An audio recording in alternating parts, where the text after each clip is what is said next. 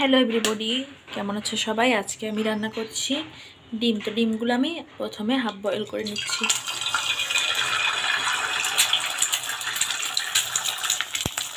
একটু গোলমরিচের গুঁড়া ছিটিয়ে দিলাম।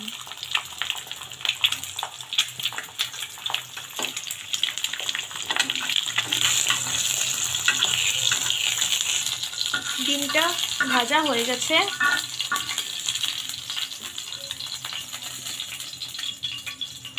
এভাবে আমি সবগুলো ডিম ভেজে নিব, মানে এখানে হাফ বয়েল করে নিচ্ছি। এগুলো দিয়ে ঝোল রান্না করা হবে।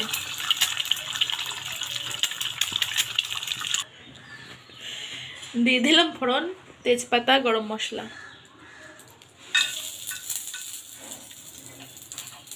কালো জিরা। এবার দিয়ে দেবো আলু।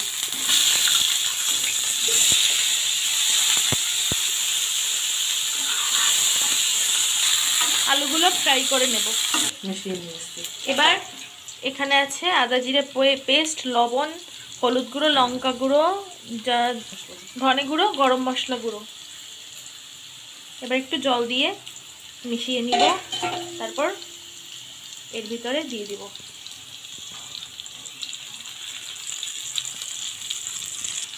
দিয়ে দেবো রসুন কুচি, পেঁয়াজ কুচি।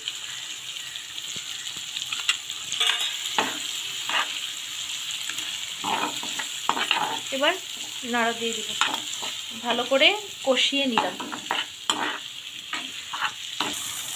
মশলাটা কষানো হয়ে গেছে, সুন্দর একটা স্মেল বের হয়েছে। এবার জল দিয়ে দেব। এবার জলটা ফুটে উঠলে ডিমগুলো দিয়ে দিব।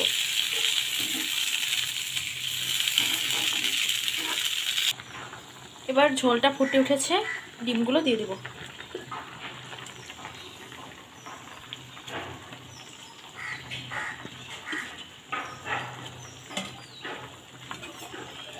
এবার আরেকটু কষিয়ে নেব।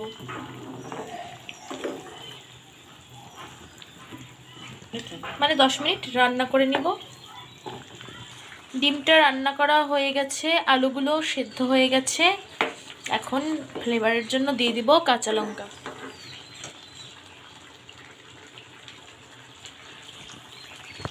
তোমরা চাইলে ধনিয়া পাতাও দিতে পারো। আজকে বাসায় ধনিয়া পাতা ছিল না, এই জন্য শুধু কাঁচা ঝাল দিয়ে দিলাম।